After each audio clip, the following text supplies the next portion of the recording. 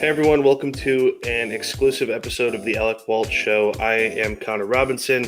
Next to me this way is Alec Walt, and below us is a very special guest joining us today, Michael Balko. How's it going, everyone? How are we doing? Doing well. Good. Blessed and highly favored, as always. Awesome. I love the energy. Well, we're going to just go ahead and dive right into things.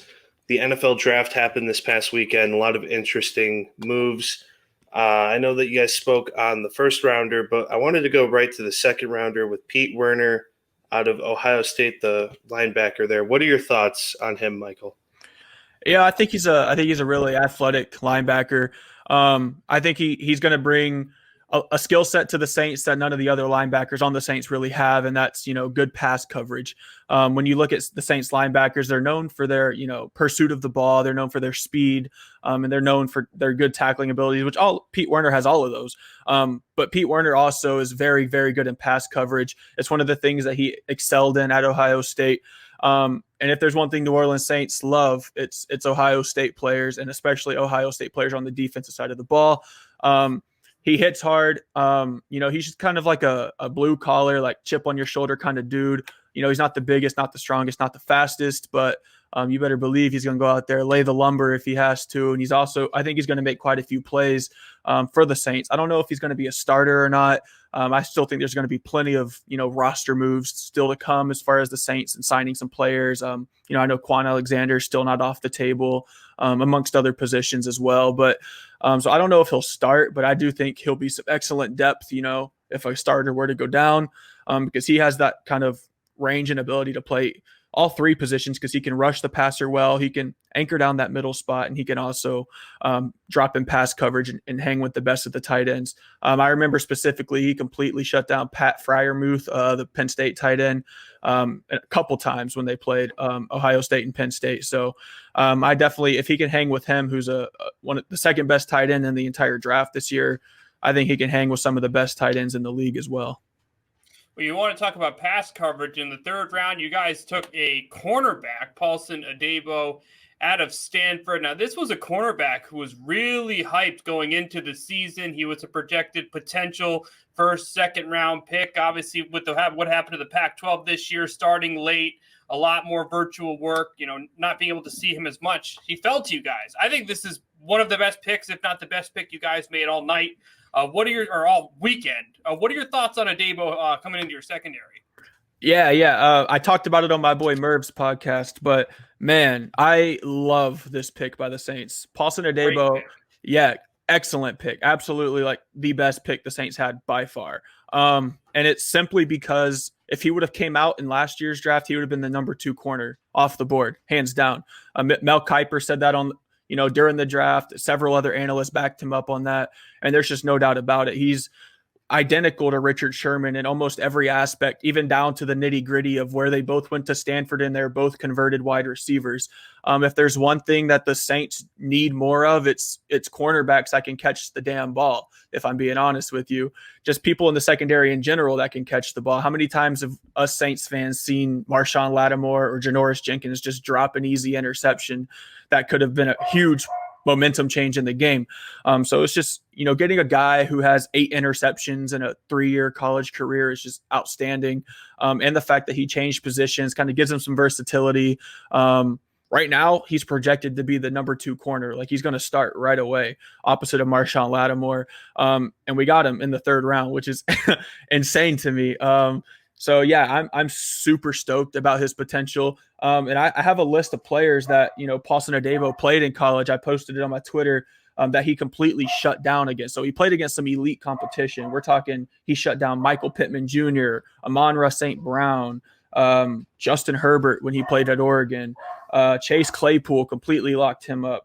Brandon Ayuk and N'Keal Harry. Like, that's a good list of athletic, talented receivers and a quarterback really good as well, that he completely just took out of the game a lot of times when they had to play against Paulsen Adebo. So Saints fans should be very excited. I know I'm very excited.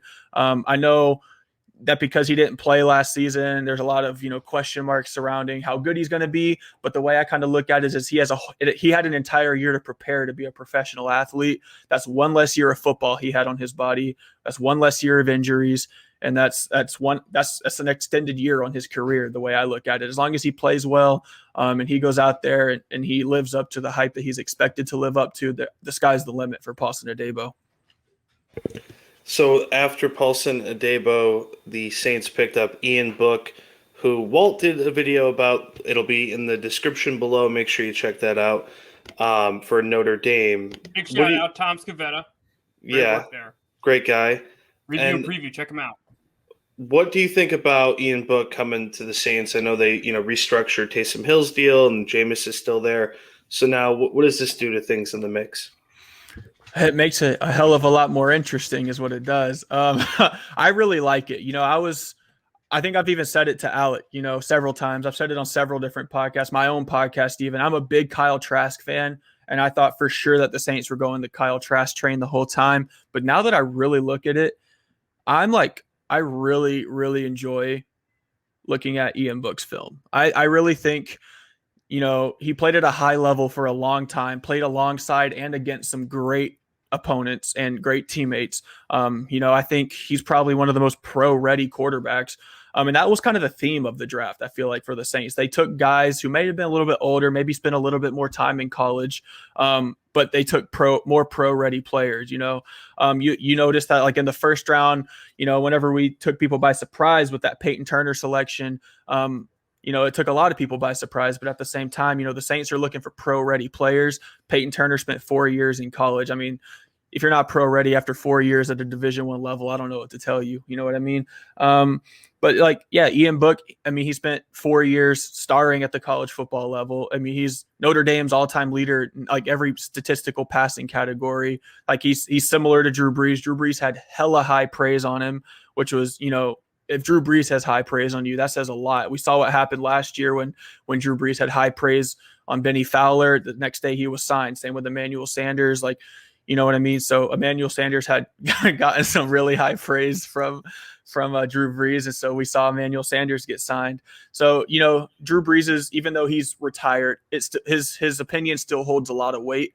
And I think Ian Book, he shows a lot of really good flashes of Drew Brees, but a little bit more athletic. I think I tweeted it out. He's the quarterback that the Saints wish Taysom Hill would be. You know what I mean? It's just like he has all the tools that Taysom Hill brings, like that athleticism, like that getting out of the pocket, being able to evade, tacklers and potential sacks and things along that nature, as well as a really strong deep arm passing, stuff like that. But he's a lot more accurate. He's more poised in the pocket. He's an actual quarterback. He's not going to run first. He's going to look for a play down the field. He's going to scan his options. Obviously we have to hope that translates to the NFL level. You can ball out in college. We've seen it time and time again. Johnny Manziel, Tim Tebow, a couple guys that come off the top of the head of guys that, balled out in college but didn't translate to the NFL level. So obviously, we have to hope it translates.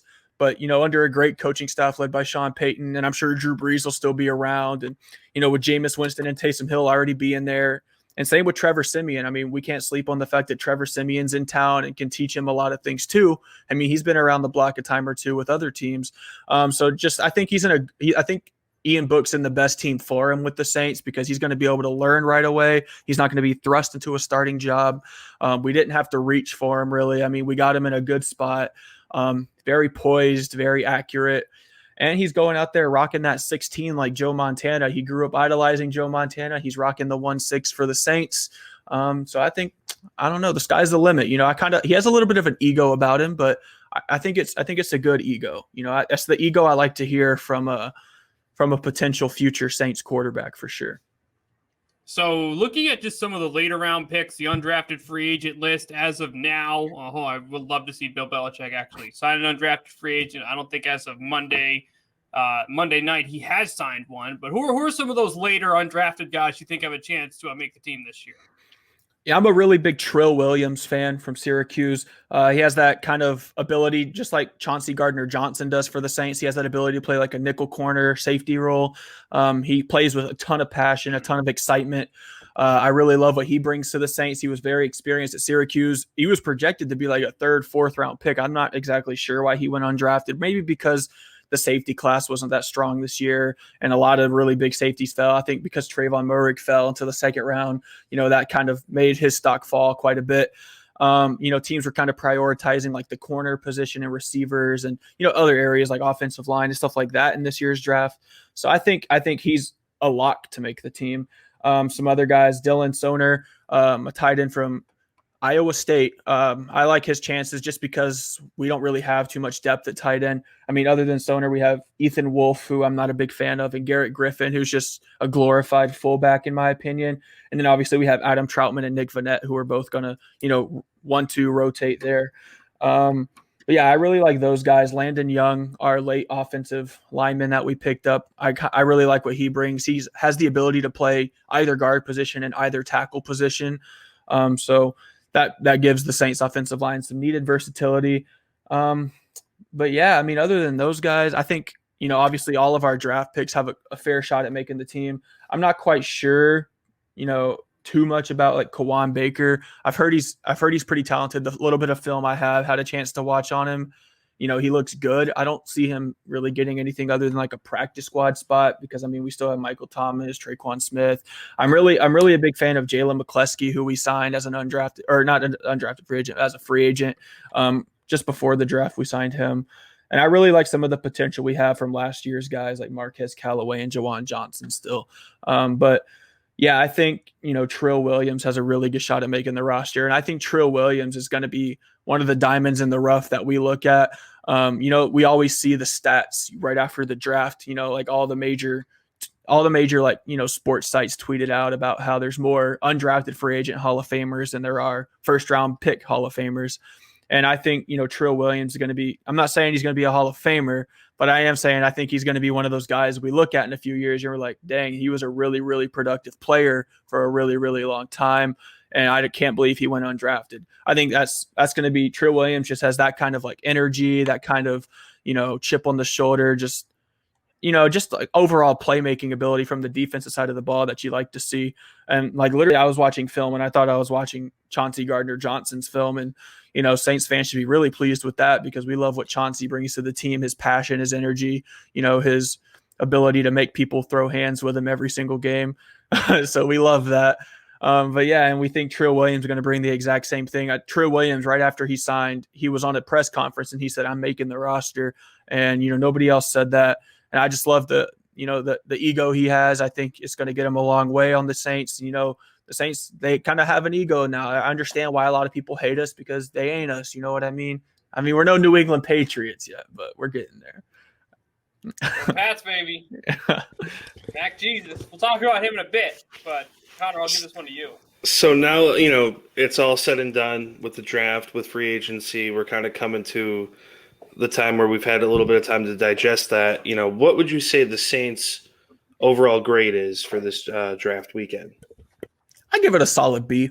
There were some areas that we probably could have done better in terms of like maybe snagging up one of those receivers earlier in the draft, like a good maybe second, third round receiver. And I don't see any reason why we couldn't have gotten, Peyton Turner in like the second round and maybe taken somebody else in the first round. I don't understand, I mean, now I understand kind of why Jeremiah Owusu-Koramoah, kind of fell because of that heart problem he's had. And that's why he fell so far down draft boards and teams were a little bit nervous to take him, especially after we had that situation with Nick Fairley a couple years ago with a very similar situation. So I understand why the Saints maybe didn't want to take a chance on that. But, there were some other really athletic linebackers we probably could have snagged in the first round, or even really talented receivers that we could have had that I think maybe would have been an upgrade for the Saints other than taking Peyton Turner right there. But, at the same time, I trust the Saints. I trust, their motives, what they're going to do. So yeah, I think we did a great job making up for some of our draft picks with the addition of Trill Williams and, free agency, the undrafted free agency signing period. And I really like our mid-round selections. Ian Book is going to be a great player for us. Paulsen Adebo is going to start right away. And I think Pete Werner is going to be a big impact role player, similar to like Craig Robertson. I think he's going to play a huge role on special teams. I think he's going to be a good sub linebacker, coming off the bench and whatnot. And, eventually, I mean, if he has a great camp, he could be a starter. I don't see him starting right away, but he could be. Ian Book's one of those long-term projects too. If Ian Book has a great offseason, it could allow, or even a great season. Let's say something happens to Jameis or Taysom and whatnot, and Ian Book has to play at some point this year. And if he excels, we could very well see Taysom, which makes, out the door, make it tradable, something along the lines of that, which would make his contract that they restructured this offseason make a lot more sense, where it's kind of like team oriented, like team has more control. Like, yeah, he has like 3 or 4 years on his deal or whatever the case is. I don't exactly remember the exact years he has, but I know that the team controls them, and, being able to deal him away or release him and barely take a cap hit could come in handy, if a guy like Ian Book comes into play. It just kind of, the draft in a lot of ways answered a lot of questions Saints fans had, like, why are we signing Taysom Hill to this really weird looking deal? And why is Jameis Winston only on a 1-year contract? Well, it's because the Saints envision Ian Book potentially as the future of the franchise. So, when you can get your potential future of your franchise in the 4th round of the NFL draft, that's pretty damn good if you ask me. So obviously they kind of had this envision this whole time. Maybe they used Kyle Trask as like a smoke cloud to try and get the Bucks to take in before the Saints. You know what I mean? So who knows? Sean Payton's a genius. I'm sure he doesn't just use his trickery on the football field. I'm sure, he uses it in other areas as well. But yeah, I'd say probably a B overall. I really like a lot of the guys we got, and I really think we have a ton of potential, to kind of stay competitive. We may not win the division this year, but I think we'll still be a playoff team. And, I think with the additions we made, I think there's no reason why we can't be competing with the Tampa Bay Bucks for that spot again. So for those listening who haven't listened yet, Michael and I did a video last week about their 1st round draft pick. For those who definitely want to check it out, it's in the description below. It's an awesome video. I highly recommend checking it out. Let's go back into the 1st round, Michael. What are some picks you saw on day 1 where you're like, I absolutely love this pick? Yeah, Mac Jones to the Patriots is one that really stands out. I think I mentioned that with you the other day, Alec. It's just the Patriots didn't have to reach for him. He was obviously on their radar. He fits their system like a glove. It's just, I think maybe Justin Fields could have been a better option just because they have Cam there that for Justin Fields to learn under. But a mobile quarterback isn't really Bill Belichick's forte. I think he's much more comfortable with a pocket passer. He saw Tom Brady have success in that system for years. Saw Tom Brady lead them to 6 Super Bowls as well. So I think, Mac Jones, obviously great fit. I mean, we're not going to mention Trevor Lawrence to the Jaguars because that's blatantly obvious, but we will mention Travis Etienne to the Jaguars. I think that's a great pick. You get Trevor Lawrence, a familiar face. You get him a weapon that he's already familiar with. That's huge for a young quarterback coming into the NFL. And it really just kind of boosts the Jaguars playoff odds right away. I mean, we know the Texans aren't going to make it. They're a dumpster fire right now. I don't think the Tennessee Titans really did anything too significant to get much better. I mean, Greg Newsom's a good addition, but other than that, I don't think I think they're going to be at a standstill. I think they're still going to be good. I just don't think they're going to be, great. The Indianapolis Colts will be solid. But, I think the Jaguars actually have a ton of potential to really make a playoff run in the division this year.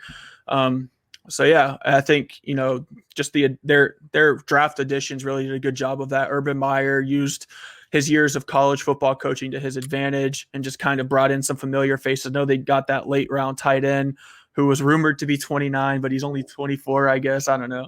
It kind of shocked everybody because his Wikipedia age said he's 29, but he's only like 23 or 24. So it kind of took the internet by storm for a little bit. But yeah, those are a couple picks. I think are we just talking in the 1st round? I mean, if you want to dig a little deeper, what are some other picks you thought were just phenomenal? Your boy Christian Barmore going to the Pats in the 2nd round. Yeah, we talked about it on the show. And I know I'm talking a lot about the Patriots. I promise I'm not a Patriots fan. I'm just surrounded by Patriots fans. It's awful. It's a curse. No, I'm just kidding. It's a blessing. But yeah, I think, I was a toss-up for me. I didn't know if they were going to take that receiver from LSU or not, Terrace Marshall, or if they were going to go with like Christian Barmore. But I think Christian Barmore really fits well. Alabama, stick with the Alabama guy. That one really fits well. But yeah, those are just a couple that really fit in my opinion. And I think J.C. Horn going to the Panthers is a good move as well.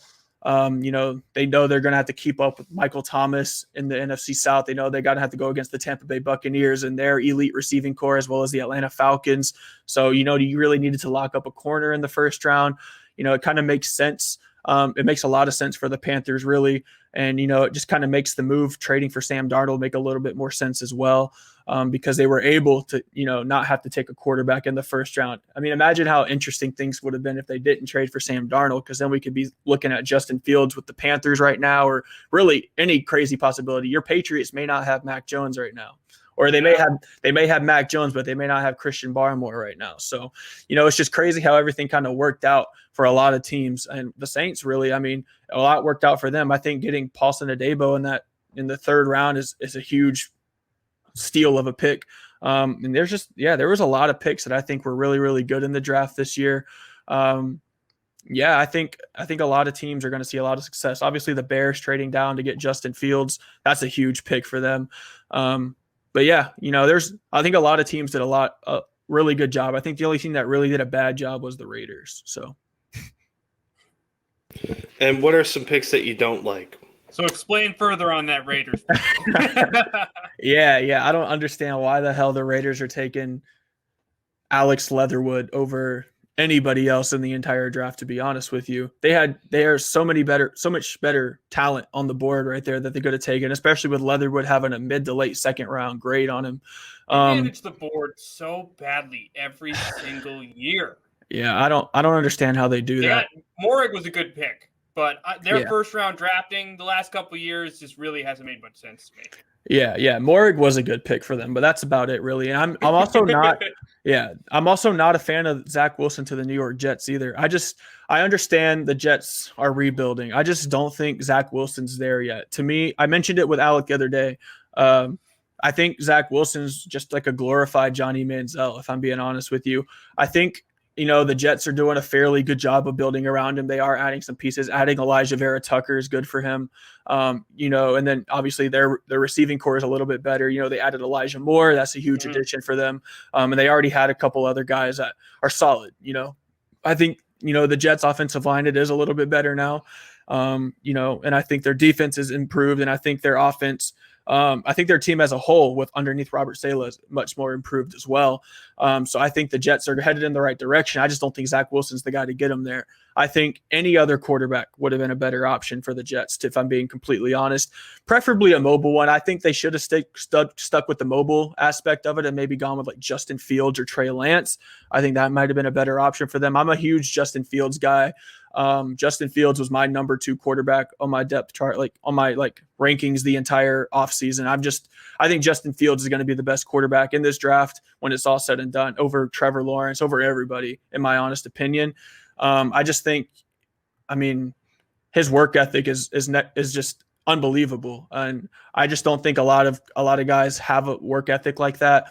And I think Zach Wilson's really gonna have a firm and very fast sense of reality when he first takes the football field for the Jets. Whenever he realizes that you're playing big boy ball now. You're not playing against some chumps out there. You're playing big boy football now. So obviously it's easy for me to say. I'm not out there taking the snaps, but I don't think it's going to translate, man. And I hope I'm wrong. I think Zach Wilson's a great kid. I think he's got a good head on his shoulders. And I think he just wants to succeed like everybody else. I don't know. I just don't see it out of him. He's got a good arm. He's got some good mobility. But I think the Jets are just a bad system for him. I think if he were to maybe go to the Patriots, or if he were to maybe go to the 49ers, I think he'd be much more successful. I just don't think the Jets are a good fit for him. I think Justin Fields would have been a good fit. I think he's just more pro ready, in my opinion. Same with Trey Lance. I don't know. I just don't think the Jets are in a good position to be taking flyers on guys. I think, they'd be better off just kind of getting a proven guy. Obviously the whole season they were just kind of focused on trying to get Trevor Lawrence, and they had to kind of settle with the next best thing.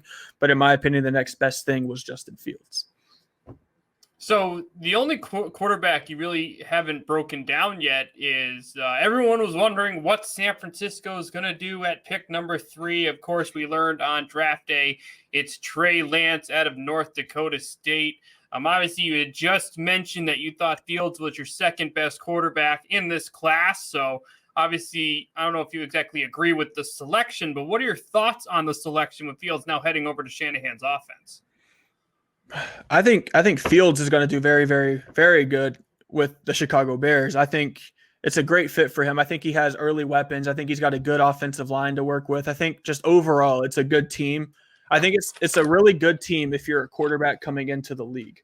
I think they're already a playoff team. If they can make the playoffs under Mitchell Trubisky, their roster didn't change too much. I think they pretty much have the same guys, the same main guys. They managed to bring back Allen Robinson. I think, the Bears just mean business. They meant business this entire offseason. We saw them go crazy trying to get Russell Wilson. We saw them go after Aaron Rodgers. We saw them go after every quarterback that was rumored to be available. So they were looking for their guy. They moved up to get their guy. And it's crazy because the Minnesota Vikings were rumored to be interested, and they were dead set on picking Justin Fields if the Bears didn't come up in front of them. So, the Bears not only made a great pick in Justin Fields, but they kept the division rival from getting Justin Fields. So it's kind of like a double whammy right there, which is just even better, So I think the Bears, I wrote about it today, I think the Bears are going to be a playoff team for quite some time if Justin Fields is the starting quarterback. Now, if they make a typical Bears mistake and keep Andy Dalton as the guy, I could understand maybe for a game or two, keep Andy Dalton under there. But it's just, if we end up having a preseason and Justin Fields doesn't come out of the preseason as the starting quarterback, I'll be very surprised because, like I said, Justin Fields is like my number one guy. But in terms of like Trey Lance in San Francisco, I'm not huge on Trey Lance either. I've always been kind of more of like a proven quarterback kind of guy. I know Trey Lance had a lot of success, never threw an interception at the college level for North Dakota State, but it was for North Dakota State. If he would have played maybe at Ohio State, he had that kind of production, and we're talking about him being better than Trevor Lawrence. I do like the upside he has, though. I think he has a good arm. I think he's better than Zach Wilson. I do rank every other quarterback in the top 5 ahead of him, though.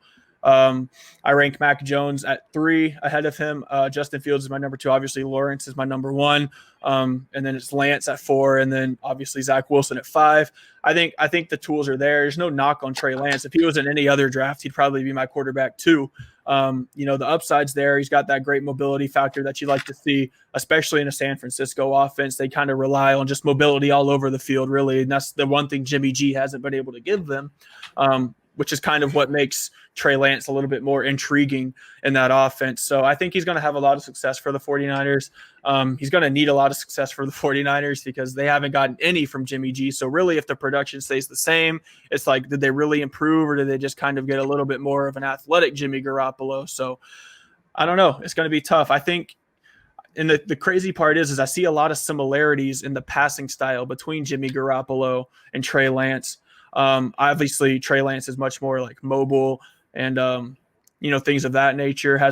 He's more elusive and whatnot. He's just more of a polarizing prospect than, a former Patriots backup quarterback. But, I think he's going to have success. I think all these quarterbacks are going to see some level of success. I mean, this is the best quarterback draft class we've seen in a long time. So I think all these dudes, I think every quarterback that was drafted really, except like in the first probably 3 or 4 rounds, are going to see some sort of level of success. But I think the most successful, it ranks the way I said. Well, Michael, thanks for joining us here. Where can all of our viewers find you on social media? Yeah, you can find me on Twitter at Michael Balko Jr. You can find me on Instagram at Michael.Balko. Now I got the Michael Balko Show, my podcast. You guys can find it everywhere. You listen to podcasts, Anchor, Spotify, Apple Podcasts, the whole 9 yards. Do it. But yeah, I appreciate you guys for having me again. Yeah, thank you so much. And it's always great to have you as well. Thanks for tuning in, everyone. Make sure that you hit the subscribe button, smack the notification bell, and make sure you never miss out on any of our special videos ever again. Have a nice evening.